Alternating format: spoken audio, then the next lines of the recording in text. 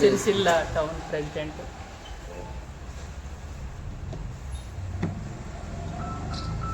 మొన్న అదేవిధంగా నిన్న 2 విడతలుగా ఆల్రెడీ మేము ప్రకటించుకున్నాం. ఇప్పుడు 3వ విడతగా ఇంకొక 8 మందిని మళ్ళీ బీఆర్ఎస్ పార్టీ అభ్యర్థులుగా డిక్లేర్ చేసుకోబోతున్నాం.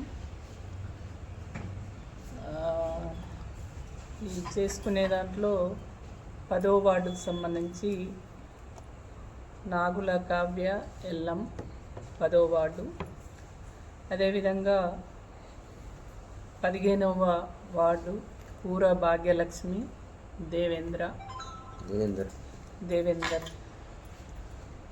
అదేవిధంగా 18వ వార్డు గడ్డం చందన భగవాన్, అదేవిధంగా 23వ వార్డు కల్లూరి లత మధు,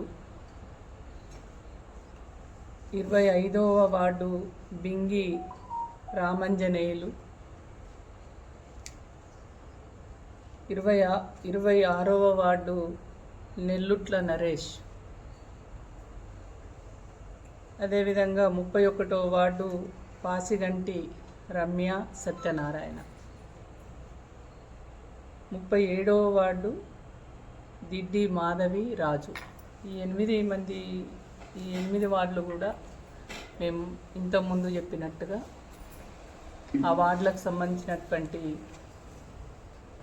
బీఆర్ఎస్ పార్టీ నాయకుల్ని కార్యకర్తల్ని అక్కడ పోటీ చేయాలనుకుంటున్న అభ్యర్థులందరినీ కూడా పిలిచి మాట్లాడి అందరి ఆమోదంతో ఏకాభిప్రాయంతో మేము ఇవి డిక్లేర్ చేసుకోవడం అనేది జరుగుతుంది. కాబట్టి ఇప్పటి వరకు మేము ప్రకటించిన అన్ని వార్డులలో కూడా మేము భారీ సంఖ్యలో గెలవబోతున్నాం. సిరిసిల్ల పట్టణంలో గులాబీ జెండా ఎగురుతుంది. అదేవిధంగా వివిధ పద్ధతులలో అధికార పార్టీ ప్రలోభ పెట్టిన, ఎన్ని రకాల ఇబ్బంది పెట్టి దుష్ప్రచారాలు చేసిన వాటన్నిటిని కూడా ఇవాళ సిరిసిల్ల పట్టణ ప్రజలందరికీ కూడా తెలుసు.